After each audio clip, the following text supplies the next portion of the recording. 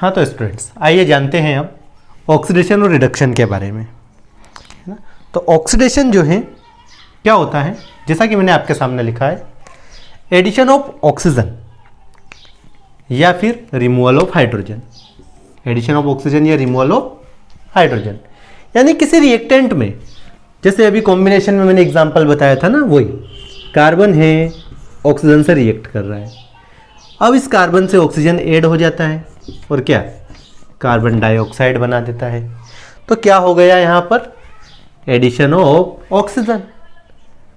ठीक है, तो ये रिएक्शन किसकी कैटेगरी में आ जाएगी, ऑक्सीडेशन की कैटेगरी में, है ना। ऑलमोस्ट जितने भी टाइप की केमिकल रिएक्शन हमने पढ़ी है सभी या तो ऑक्सीडेशन में या रिडक्शन में इंक्लूड होती है या रेडॉक्स रिएक्शन में आती है।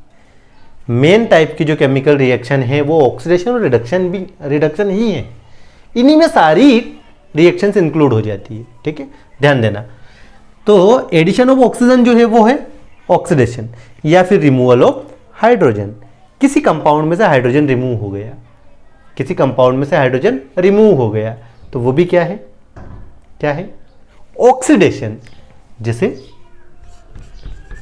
CH4 प्लस Cl2, मेथेन की रिएक्शन क्लोरीन से करवाई जाए तो यहां से 1 हाइड्रोजन रिमूव होता है, यहां 2 क्लोरीन है ना।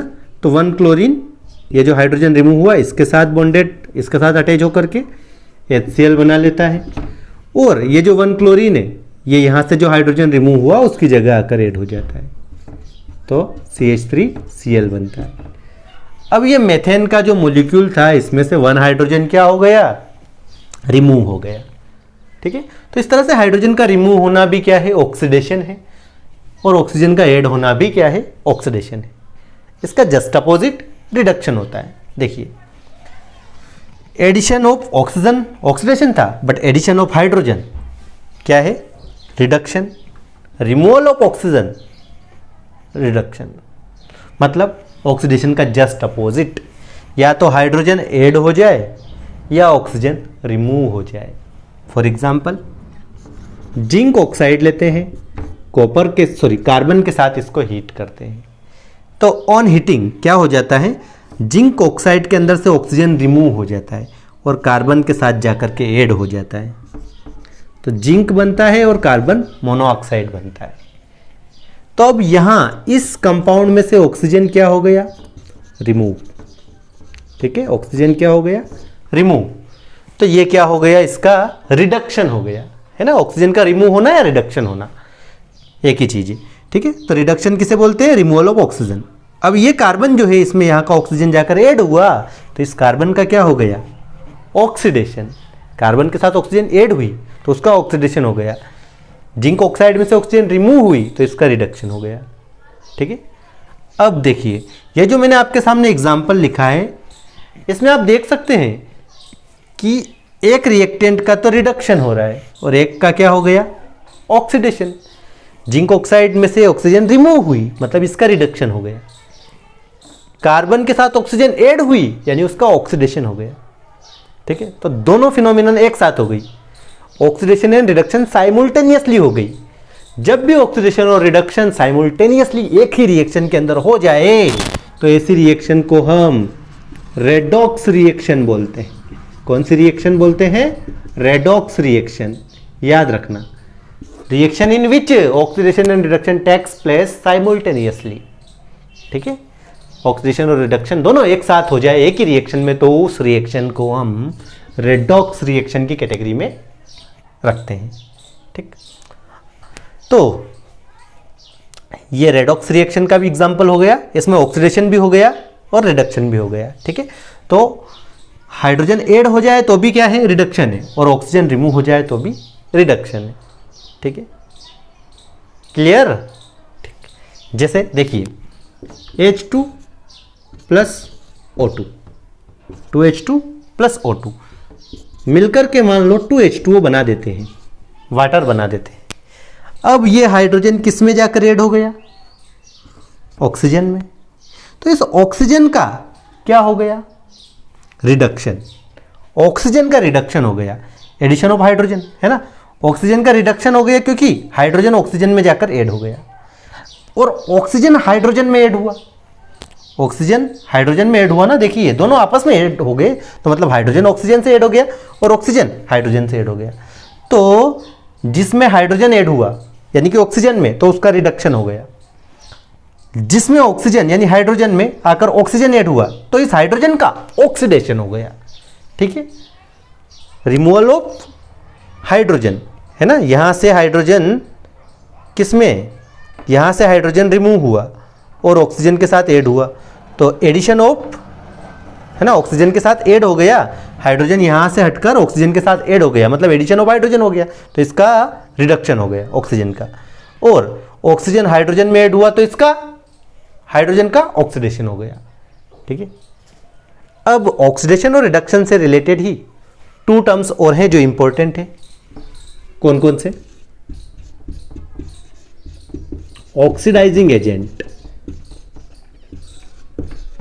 एंड रिड्यूसिंग एजेंट, इनके बारे में भी हमें नॉलेज होना चाहिए।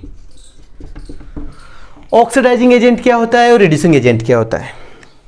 तो देखो, ये रिएक्शन है, इसके अंदर कार्बन का ऑक्सीडेशन हुआ, कार्बन का ऑक्सीडेशन हुआ किसकी वजह से? ऑक्सीजन की वजह से, है ना। या आप ये रिएक्शन देख लीजिए, जिंक ऑक्साइड वाली, जिंक ऑक्साइड प्लस कार्बन। अब यहाँ पर, यहाँ से ऑक्सीजन हट रहा है और कार्बन के साथ जाकर जुड़ रहा है ना, तो जिंक और कार्बन मोनोऑक्साइड बन रही है। अब क्या हो रहा है, इस कार्बन का ऑक्सीडेशन हो रहा है, कार्बन का ऑक्सीडेशन हो रहा है, लेकिन किसकी वजह से हो रहा है? इस जिंक ऑक्साइड की वजह से। जिंक ऑक्साइड ऑक्सीजन रिमूव कर रहा है तभी कार्बन में जाकर ऐड हो रही है ना, तो इस जिसकी वजह से ऑक्सीडेशन की प्रोसेस हो रही है उसे हम ऑक्सीडाइजिंग एजेंट बोलते हैं।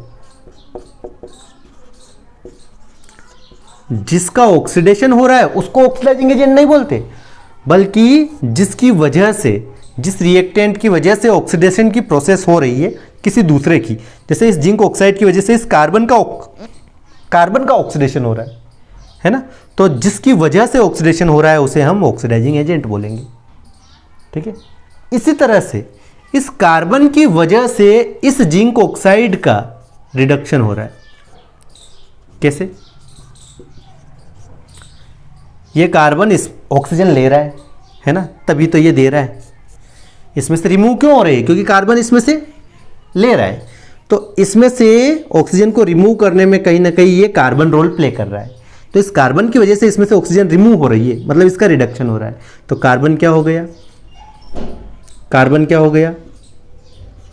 Reducing agent. कार्बन क्या हो गया? Reducing agent. ठीक है, यहाँ थोड़ा उल्टा कंसेप्ट है, ध्यान रखना हमेशा। एक रेडॉक्स रिएक्शन आपको दी जाए तो उसमें जिस रिएजेंट का ऑक्सीडेशन हो रहा होता है वो रिड्यूसिंग एजेंट होता है, और जिसका रिडक्शन हो रहा होता है वो ऑक्सीडाइजिंग एजेंट होता है। ध्यान रखना है।